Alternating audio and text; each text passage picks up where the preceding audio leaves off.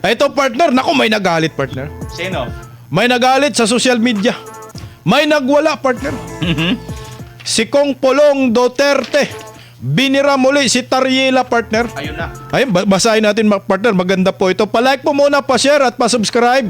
Yan. Ayan, sabi ni Congressman Paulo Pulong Duterte, ito may kinalaman sa West Philippine Sea partner. Okay. Hoy Tariela, kung nag-aral ka ba naman ng mabuti sa PMA, alam mo sigurong may tinatawag tayong diplomatic channels. Hindi lahat ng usapin sa pagitan ng mga bansa ay dinadaan sa media interviews in sound bites. May diplomacy, may statecraft, may tamang paraan ng pagprotekta sa pambansang interes. Ang sinasabi kong huwag i-demonize ang China ay hindi ibig sabihin yan na kinakampihan ko ang China o sinusuko ko ang ating soberanya sa West Philippine Sea. Magkaibang bagay ang pagiging matatag at ang pagiging padalos-dalos. Kaya ang tanong ko sa iyo, Tariela, bakit parang mas interesado kang gumawa ng sarili mong interpretasyon kaysa sagutin ang tunay kong sinasabi? Huwag mong isipin ng pinakamalakas sumigaw ang siyang pinakamakabayan. Hindi rin sukatan ang patriotismo, ang paulit-ulit na pagpapainit ng sitwasyon kung ang maaring masakripisyo ay ang ating mga sundalo, Coast Guard at mga mangingisdang Pilipino. Ang tunay na serbisyo sa bayan ay hindi paramihan ng headline o viral na pahayag. Ang tunay na serbisyo ay ang pagprotekta sa interes ng Pilipinas sa pamamagitan ng tapang, talino at diplomasiya. Ito, mahirap sa ibang taga-gobyerno. Nakakalimutan na ang kanilang mga trabaho. Kailan ba naging trabaho ng Coast Guard ang makialam sa foreign relations? Gawin nyo ang inyong trabaho at bantayan ang ating mga karagatan. Yan lang ang alalahanin ninyo. Huwag kayong magpagamit dahil lang sa politika. Wala kayong pakialam dito. Nako, patay tayo dia partner.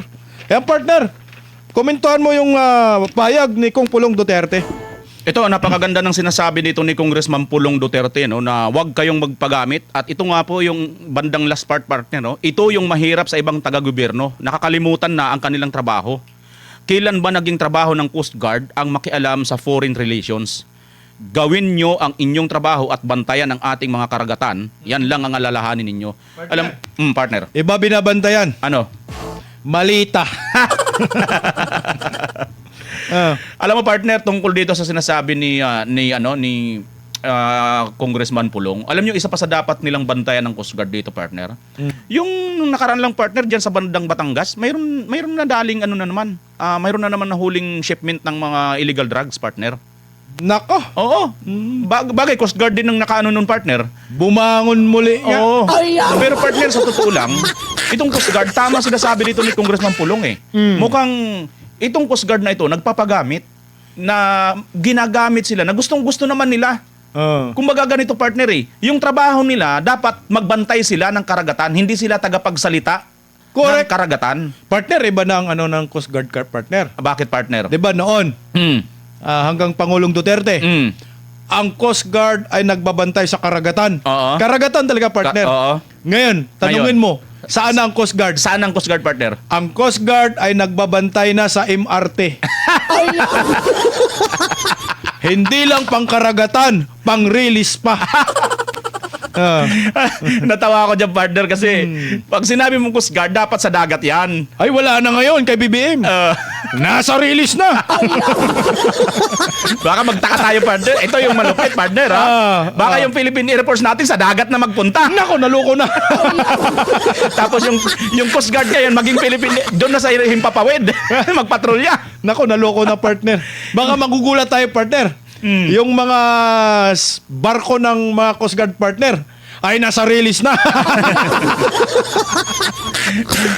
Alam mo partner, balik tayo dito kay Congressman Pulong. Sige. Mabuti na lang may mga ganitong congressman may mga ganitong klaseng sa gobyerno na alam pa kung ano ang kanyang limitasyon at ano ang kanyang tungkulin sa bayan. Bilang isang Coast Guard partner, pinamumukat lang dito, sinasabi lang ni Congressman Pulong na hindi mo trabaho yung magsalita, maging spokesperson tungkol sa foreign relations. Andyan yung DFA, andyan yung, ano pa ba partner, yung isa, yung kay Gibo? National Defense? Defense. Oo, yung defense. Sila dito dapat ang DND. Oo. DND partner. Oo, DND at saka yung Department of National Defense. Oo, at lalo na nga partner, ito ay tungkulin ito ng DFA partner. Correct. Kasi ano yan foreign relation yan. Yes, partner. Matatandaan natin partner, dati nung panahon ni Pinoy, panahon ng mga dating mga naging pangulo hanggang sa Tatay Digong, madalas natin pag usapin sa ibang bansa, DFA lagi partner ang nagsasalita diyan. Oh, sila ni Cayetano kasi Oo. naging DFA secretary si Cayetano eh. Oo, ang tanong partner, si Tariela ba DFA secretary? Atakdog.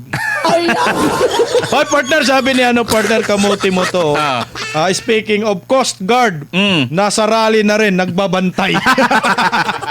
Sabi naman ni Boljak partner, baka nga may binabiyahe pa ng mga malita. Sa Coast Guard, balikbayan box gamit. Ay, yun ang problema Baka dyan. lang baka. Yan ang problema dyan. Baka mamaya, ito, baka lang naman, total. Baka lang di ba? Baka mamaya, Baka isakay sa rocket. baka ginagamit lang itong, kumbaga, ingay-ingay kunwari para ma-divert. Alam nyo naman, uso ang sakit na diversion, di ba? Kasi partner sa panahon kasi ni former President Duterte, nakikiusap ang Presidente Duterte sa China kung may mga insidente. Maayos kasi ang West Philippines si partner sa panahon ni Tatay Digong partner. Oo. Kaya ngayon ganito na lang mag-react ang mga Duterte diehard supporters, si Kung Pulong Duterte, dyan sa issue ng West Philippines Sea. Hindi naman ibig sabihin na sinuko mo na agad yung soberanya. Sasabihin mo, magkaroon tayo ng diplomatic channels. Kailangan naman talaga diplomasiya. Sasabihin mo na agad pro-China. Bakit kayo? Yung soberanya ng Republika ng Pilipinas, isinuko na rin ho natin eh. Di ba si Tatay Digong, nasa Netherlands ngayon, sinuko ho ninyo. Yan ang maliwanag na sinuko ang soberanya. Kasi kung galit kayo sa China dahil sa soberanya, di sana galit din kayo sa Netherlands dahil sa soberanya. Kasi ang issue rin sa ICC, soberanya rin partner. Correct, partner. At speaking of Tatay Digong, sinasabi mo maayos, hindi lang ito partner basta maayos, kundi nandoon sa tamang pwesto, tamang kaayusan. Kasi tinamo partner yung mga panahon ni Tatay Digong, kung usapin foreign relations, mayroon talagang nakatuka dyan para makipag-usap. Hindi yung kung sinong gagamit ka ng Coast Guard. Kasi yung Coast Guard, andyan yan para magbantay. Sila yung magbabantay dyan. Mag-aantay lang sila sa order. Anong babantay ng Coast Guard?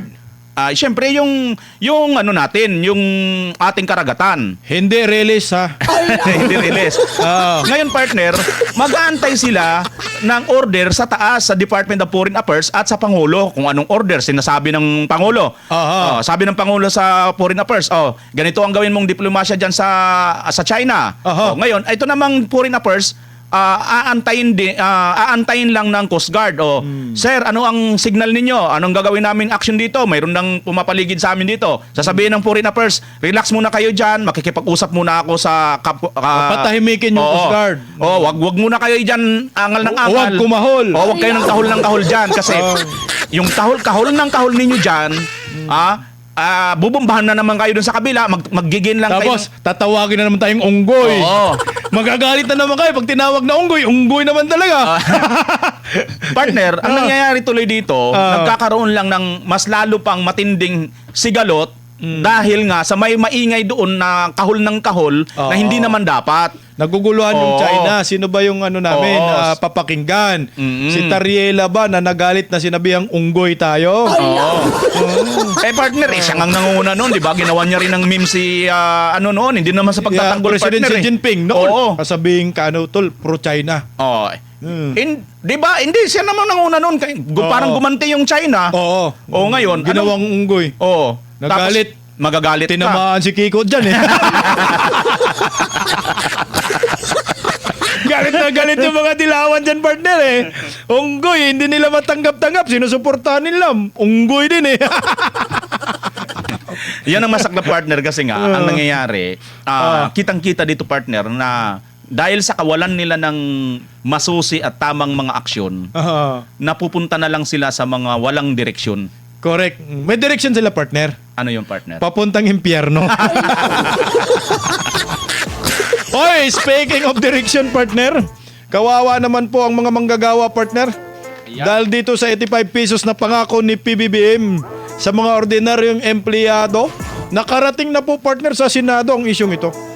Senado na nawagang agarang alisin ang TRO sa 85 pesos with hike sa NCR, partner. Grabe, pinagmalaki yan ng mga supporters si Bongbong, partner, kasi may increase daw. Nanawagan ng Senado sa agarang pag-alis ng Temporary Restraining Order o TRO na pumipigil sa pagpapatupad ng 85 pesos na uminto sa arawang minimum wage sa National Capital Region, partner. Ayon kay Senate Majority Leader Juan Miguel Zubiri, balimbing din to eh. Dapat sundin ang labor code na nagbabawal sa mga hukuman na maglabas ng TRO laban sa mga desisyon ng mga wage setting body. Binigyan din ng ilang senador ng pagkantala ng wage hike ay lalong nagpapabigat sa mga manggagawang humaharap sa patuloy na pagtaas ng presyo ng mga pangunahing bilihin. Magkakaisang pinagtibay ng Senado ang resolusyong nanawagan na may patupad ng wage order upang makatulong sa mga minimum wage earner sa Metro Manila, partner. O partner, ano nang nangyayari dyan, partner, sa 85 dagdag, partner? Ito, partner, ang tawag dito, adding insult to the injury. Injury na po ang taong bayan, lalo na yung mga minimum wage earner dito sa Metro Manila. Dahil nga sa mahal na mga bilihin, partner, lalo na nga itong presyo ng gasolina, ang pagtaas na hindi pa maawat hanggang ngayon, partner. Nag-increase na naman, partner, di ba? Oo, grabe.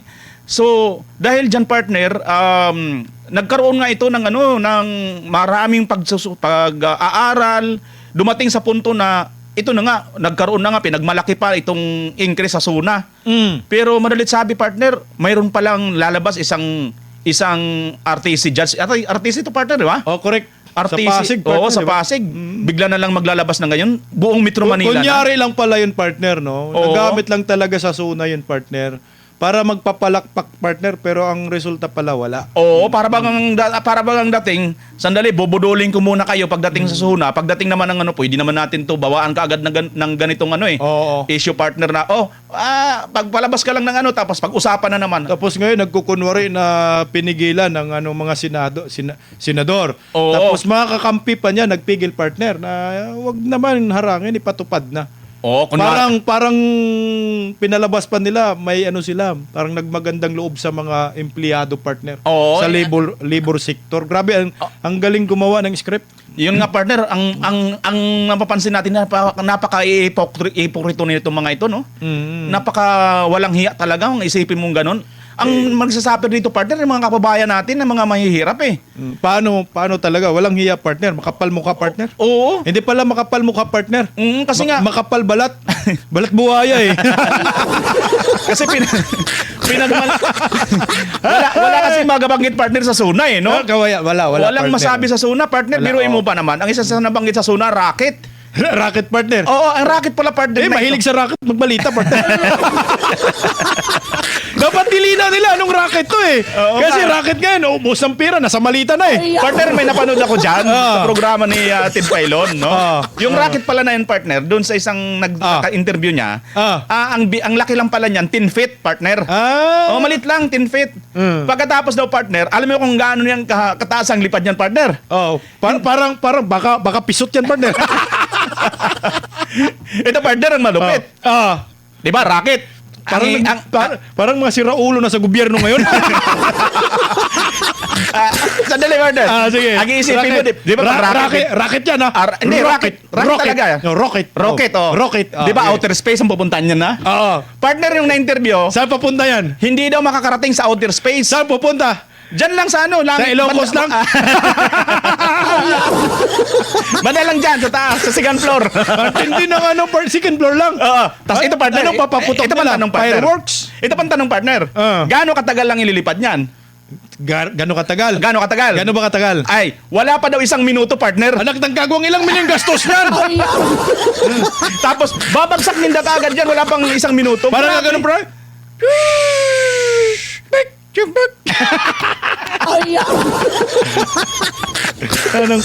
Anong kalukuhan yan? Ito yung pinagmalaki sa Suna, partner. Grabe. Pagkatapos, Para saan daw yung racket na yan, partner? ay, parang ano na, para may racket na tayo. Parang ganon. Kasi pag may racket daw, ang galing ng presidente. Oo, galing. Gumawa ng racket. Oo. Pag second floor lang hanggang second floor. 59 seconds lang yung tinagal sa ere. Tapos nandun yung mga crocs ba? Papalakpak. Oy, kasi partner, alam mo ba kailan paliparin? Kailan? Sa araw ng mga puso daw. Next year daw. Tapos Then, partner, malay natin, talagang seryosong racket yan, partner. tapos namumulaklak ng ano. Ah. Malita, ang bulaklak doon. Partner. Partner, pag-usapan natin yung sa DepEd, may kunting oras pa, partner. Sige, partner. Ito mahalaga po ito. DepEd magpapatupad ng Big Brother system at higpit seguridad laban sa karahasan sa mga paaralan. Naku, mahalaga to, partner. Magpapatupad ang Department of Education ng Big Brother system bilang bahagi ng mas pinaigting na programa laban sa karahasan sa mga paaralan. Layo nitong mabigyan ng gabay, suporta at masusing pagmonitor ang kapakanan ng mga estudyante. Kasabay nito magdagdag ng DepEd ng mga security guard, metal detector, at magsasagawa ng active shooter drills lalo na sa malalaking pampublikong paaralan. Makipagtulungan din ang ahensya sa PNP at barangay upang palakasin ang seguridad sa mga kampus. Ipinapatupad ang mga hakbang na ito matapos ang mga magkasunod na mga insidente sa karahasan sa mga paaralan sa Tacloban, Las Piñas. O partner, sang-ayon ba kayo dito, partner? Ay, tungkol saan nga ito, partner? Tungkol saan itong Big Brother? Ano? Parang magdagdag sila ng mga security, ayan, may mga detector, so ibig sabihin may metal detector, tapos magkaroon sila ng mga active drills, kunyari may mamamaril. 'Di ba? Merong earthquake drills. So ito naman active shooter drills, partner. Kunyari may shooter. Ano bang gagawin mo? Magtatago ka ba sa misa? Ayan, sarado mo ba yung pinto? Kagaya sa Tacloban, sinarado niya yung pinto. Nagpakamatay yung isa, partner, naging bayadi. Ay, oo, partner, oh. Siguro, para sa akin, kung ito'y makakaganda, makakabuti, kaya lang ganito, no? Pondo na naman yan, partner. Oo. Aside from dyan sa pundo na yan, tingnan natin kung ano bang mas maganda, kung bigyan na lang talaga ng mga outpost na mga kapulisan dyan. Tama. Kasi kung naisturbuhin pa natin yung mga teacher, kasi pag sinabi mo, partner, Big Brother system, para bagang dating dito ngayon, parang ang mapupunta... Big Brother, papa-audition ka niyan. Oh. Parang mapupunta... Nag-audition ako dyan dati, partner. Talaga, partner? Big Brother. Mm. Hindi ako natanggap, partner. Bakit hindi? Bakit, partner, hindi? Sinanon ako ng bombero eh. Oo. Oh. Binugahan ako ng tubig, partner eh. Ano nangyari? Bawal daw. Kunti, partner, kunti. Meron pang 3 minuto, partner. Okay. So, ibig sabihin nito, partner, ako para sa akin, maganda ito. Kasi nga, meron na silang ginawang aksyon. Bagamat huli na, kasi nga, may nangyari na, partner. Pero, ang sa akin lang, wag nang istorboy natin. Alam ko, may istorbo dito mga teacher, mga principal, at ang ating mga mag-aaral. Oo. Maglagay na lang dyan na mga outpost. Pwede naman yan, partner eh. Alam mo yung ginawa noon ni Tatay Digong kung natatandaan mo? No, partner. Yung sa UP, merong dyan, may kampo militar dyan. Oh, May pwede. mga outpost ng militar, nilagyan talaga yung UP, partner. Kasi nga, yung recruitment ng CCPE, NPA yung iniwasan dyan. Di ba pinalaga ng mga estudyante yan? Oo, tama ka dyan, partner. Oo, kasi nga, dapat ganun. Hindi naman para dahil sa gusto mo lang maging parang garrison yung parang katulad sa Malacanang na akala mo garrison na talagang nangyayari. Hindi, para for police visibility lang, for security reason.